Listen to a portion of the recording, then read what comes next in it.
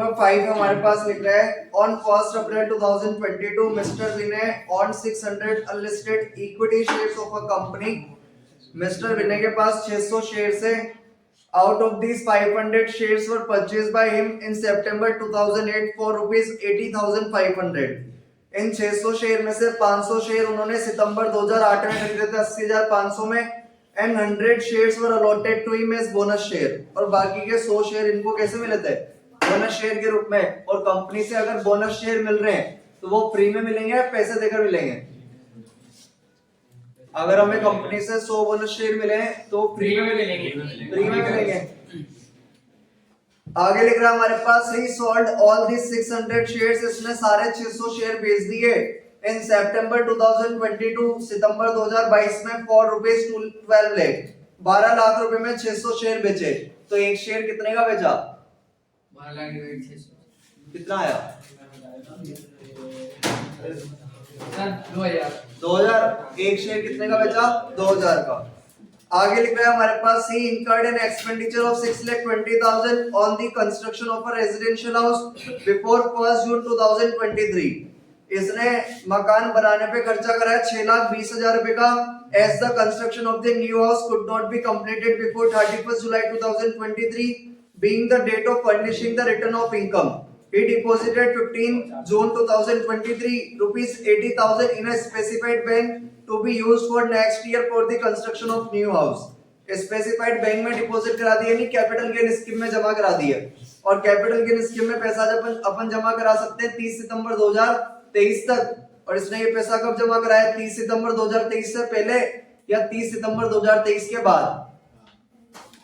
30 सितंबर 2023 के पहले करा दिया। एक आगे बोल रहा है हमारे पास द कॉस्ट ऑफ सीआई दे रखा हमारे पास 2008 9 का है 13 और 14 सॉरी 2008 9 का 137 और 13 14 का है 220। कैपिटल गेन निकाल के बताना है अपने को 2023-24 के लिए। Assuming that he does not own any other residential house, कि इनके पास और कोई मकान नहीं है। निकाल देंगे अपन।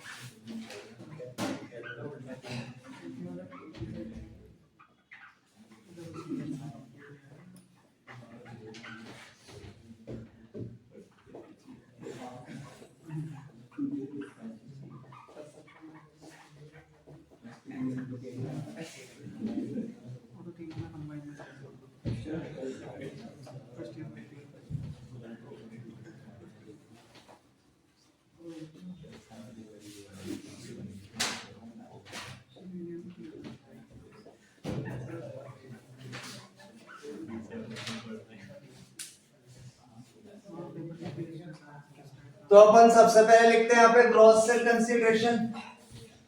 लेकिन अपने को यहाँ पर जो कैपिटल गेन निकालना पड़ेगा, बातें मत करो भाई, अपने को जो यहाँ पे कैपिटल गेन निकालना पड़ेगा वो दो बार निकालना पड़ेगा। एक तो अपन निकालेंगे ओरिजिनल शेयर्स के लिए जो अपन ने खरीदे थे, और एक अपन निकालेंगे बोनस शेयर के लिए जो अपने को फ्री में ले लेते।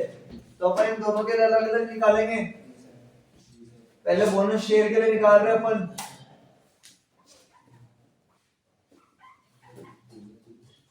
बोनस शेयर कितना मिला था? 100 बोनस शेयर के लिए निकाल देंगे अपन। इसमें अपन लिखते हैं सबसे पहले ग्रॉस सेल कंसीडरेशन, फिर लेस करते अपन ट्रांसफर एक्सपेंसेस। लेकिन यहाँ पर बेचने का खर्चा हुआ है क्या अपना? नहीं हुआ, तो डायरेक्टली अपन लिख देंगे net sale consideration. Net sale consideration अपन ने देखे थे टोटल इसने 12 लाख रुपए में 600 शेयर बेचे थे। तो मतलब एक शेयर बेचा था कितने का? 2000 का। तो इसने 100 शेयर बेचे होंगे कितने के? तो 2000 रुपए के हिसाब से इसने 100 शेयर बेचे कितने के?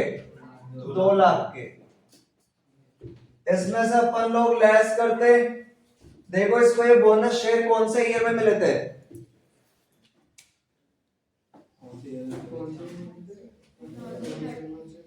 2013। 2013 में मिले और अपन ये शेयर बेच रहे 2022 में, तो obviously long term capital gain होगा। तो अपन लोग लेस करते हैं इंडेक्स कॉस्ट ऑफ एक्विजिशन।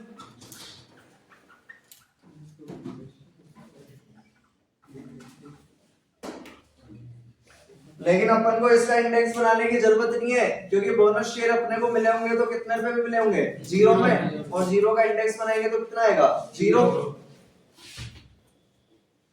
तो हमारे पास आ गया 2 लाख।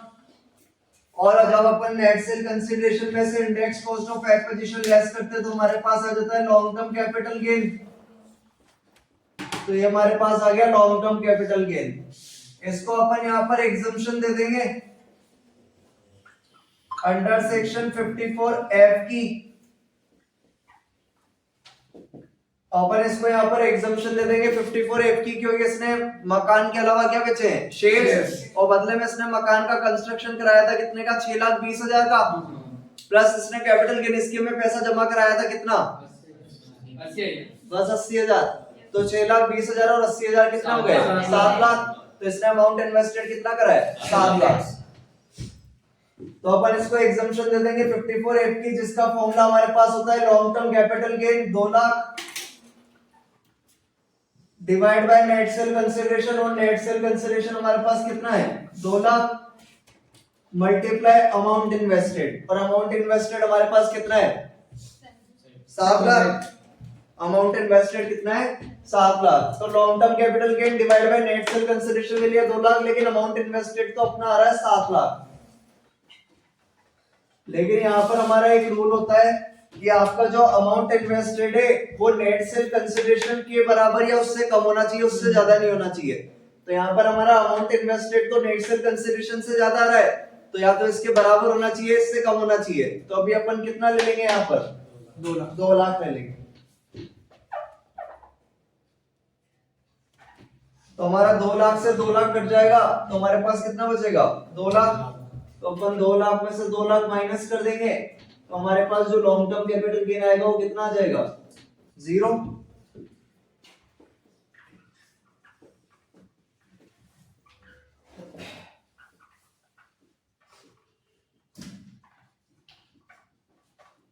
तो हमारे पास बोनस शेयर से लॉन्ग टर्म कैपिटल गेन क्या आ गया, 0 आ गया। अब अपन निकालेंगे ओरिजिनल शेयर के लिए, निकाल देंगे अपन ओरिजिनल शेयर के लिए।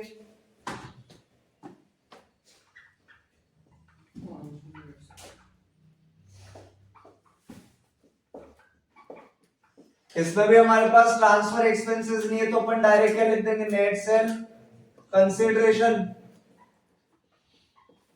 और अपन ने देखा था, क्योंकि अपन 2,000 रुपए के हिसाब से कितने शेयर बेचेंगे, 500।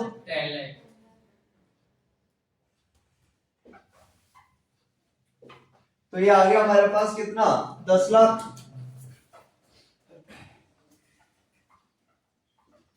लेस कर देंगे अपन इसमें से index cost of acquisition.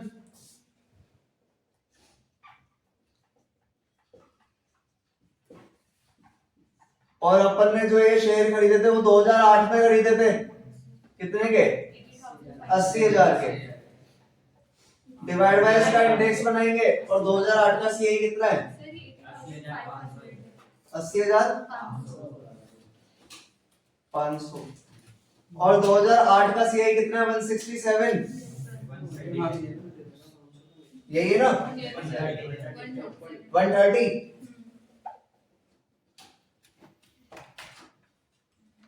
Multiply transfer year का सीआई अपना होता है 331। सर 137 है। लो निकालो इसका कितना आ रहा है इंडेक्स, 194493 बस 2 के बाद 0.7 आ रहा है। हाँ तो कोई बात नहीं, माइनस कर दो इसको।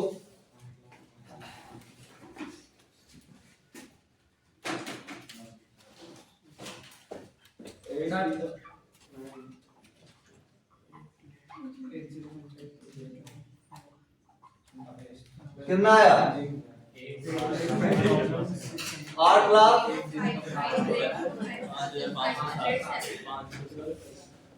8,05,507।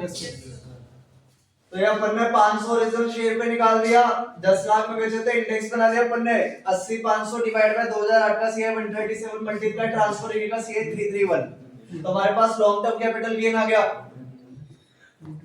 अभी अपने को एग्जम्पशन देनी है, लेस करेंगे अपन एग्जम्पशन अंडर सेक्शन 54F, तो निकाल लेंगे अपन। इसका फॉर्मूला होता है हमारे पास long term capital gain 8,05,507 divide by net sale consideration हमारे पास कितना था 10 लाख, मल्टीप्लाई अमाउंट इन्वेस्टेड हमारे पास था 7 लाख, लेकिन अपन 7 लाख में से कितने यूज कर चुके हैं 2 लाख, तो अभी कितने यूज करेंगे 5 लाख।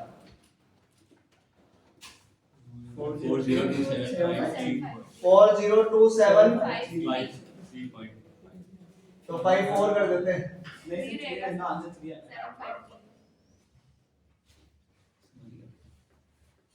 तो हमारे पास बच गया कितना 40275 और 0275 वापस यही बचेगा। अबे ऊपर कितना माइनस करना था यहाँ पे, यही आएगा। तो ये हमारे पास आ गया taxable long term capital gain.